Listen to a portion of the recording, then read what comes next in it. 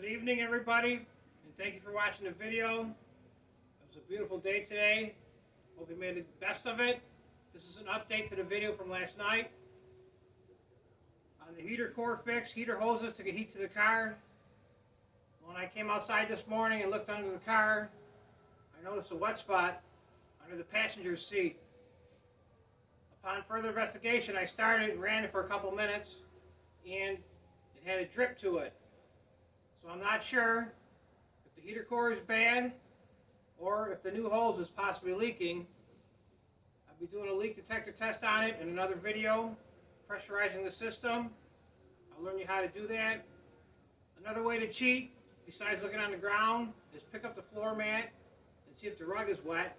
Or a definite telltale sign is if you put the heat on and your windows start to fog up a little bit and they get an oily residue after a while. So I'm going to get started right now. Let's fix it real, put it back to what it was. That's what happens when you get a car and you're not sure why the heater was bypassed, but now I found out. So we're going to go back and put it back it was. And I'll deal with it in the springtime, in March or early April.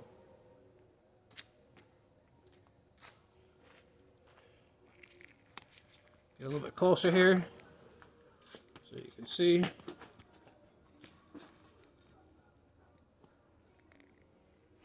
Okay, so like I said, I'm trying to get ready for Wednesday. We're running out of Wednesdays for grudge racing, cruise night, to have fun. So I got my car back. I'm trying to get rid of some of the bugs in here. So you're going to want to start by draining the radiator. The car's been sitting all day, so I don't have to worry about being warm, but just to be safe, you want to touch it, make sure it's not hot. Not hot, none of the hoses are hot. Everything looks good. I'm going to take the cap off again like I did yesterday. I'm going to cheat and use my little siphon for my kerosene heater that I had back in the past. Put it in here, recycle. We're going to reuse this antifreeze, so keep it to save on the cost. Pump it up a couple times. Look inside there. I probably got it down about maybe a quarter, maybe a little more than a quarter, but it's lower than where the water pump comes in and also where you put the thermostat in on the gasket on the intake manifold. I'm going to take that off. We should be in pretty good shape. Make sure you got your rags. You might have a little bit of antifreeze. I'm going to come in here. I save all my old parts. This is from yesterday. Keep your parts because you never know, unless you got a core charge on them. Then you'll have to hand them back in. But keep them for a couple weeks and then throw them out if you don't need them, because I didn't think I was going to need it.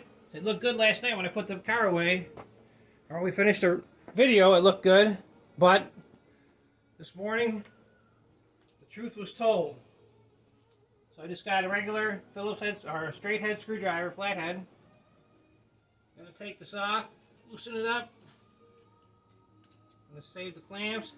I made a little Pepsi bottle I had. I cut it down to catch a little bit of antifreeze so it doesn't fall on the ground. So we get over here.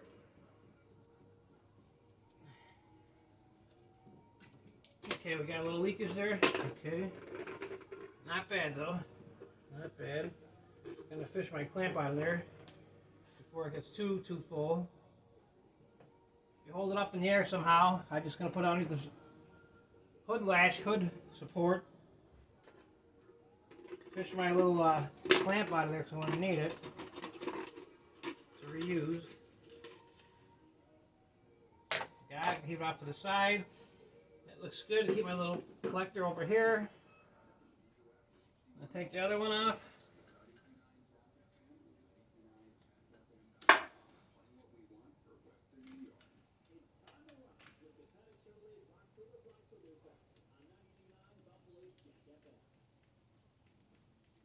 It's pretty easy today because we took it apart yesterday, so everything's still nice and new. Oh, this one didn't even leak at all. I got lucky there. I'm going to put them up here. Save this clamp. I'm going to take the old one, put it back on, put the clamps back on that came with it, Slide them back on. This one's got to loosen up a little bit. It don't fit too good.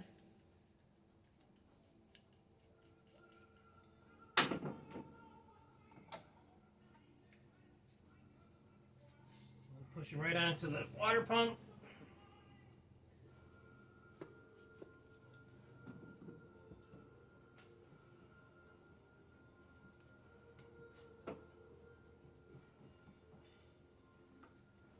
It's a little tight. I'm going to have to loosen a little bit more.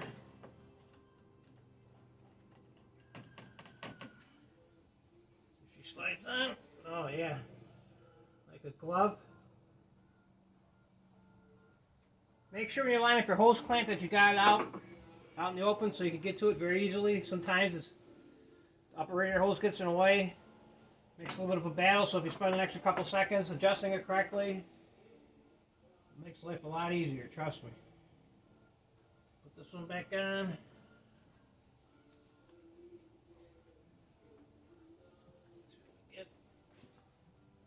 Oh, he went super easy. We got him on. Tighten the hoses back, clamps back up.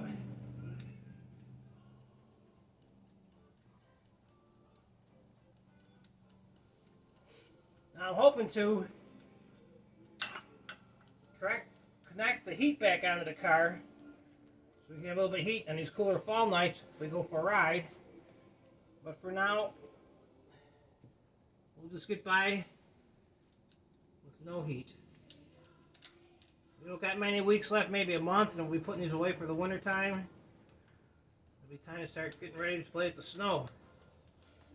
And I hate the snow. Snow is no fun. Even though I do it for a living, snow plowing, I'd much rather be at the beach somewhere, having a drink, listening to the radio, and enjoying myself instead of worrying about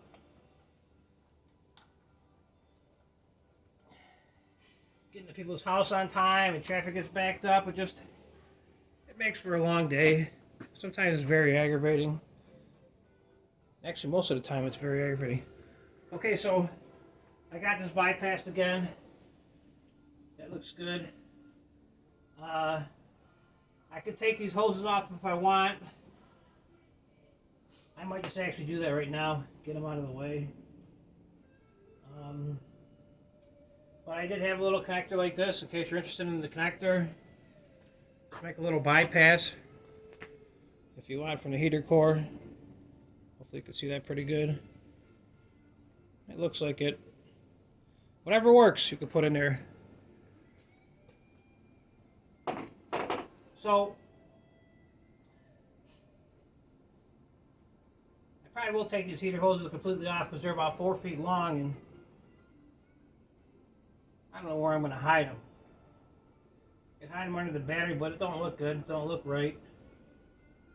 I'm not sure. But anyways, this video is just about done. Thank you for watching. Just going to put the antifreeze back in. Start it up. Let it idle for a little bit. Check the temperature. Check the antifreeze, see if it's full, see if it's leaking up here. Got to clean this up a little bit. It didn't leak too much, but I'll do a little bit of cleaning. Thank you for watching. Please subscribe to the channel. If you guys are interested, freeze. I'll learn you what this is. And no, this is not the gun for Duck Hunt for Nintendo.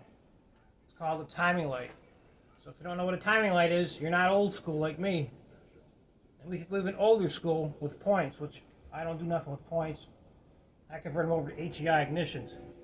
A lot less headaches, but some people swear by them, so it's personal preference. So I'm going to button this up, get it done. I put a new fuel filter on here today. I was going to make a video, but honestly, it's 1 minute long. I'll show you it. I'm not going to put it up on the website.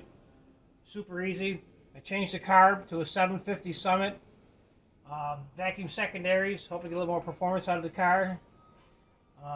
Making videos in the future. I'm going to change the torque converter and also the manifold. So I got more videos to come.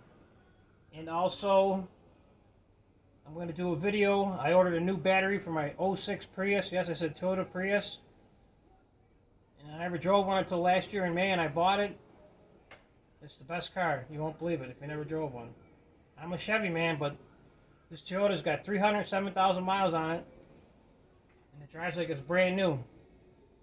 I replaced the modules in the battery like 8 or 9 times so far for the last year, and after anywhere from 3 to 5,000 miles, the light kicks back on for the codes on the Prius, but that's a whole different story. I'm going to learn how to do that.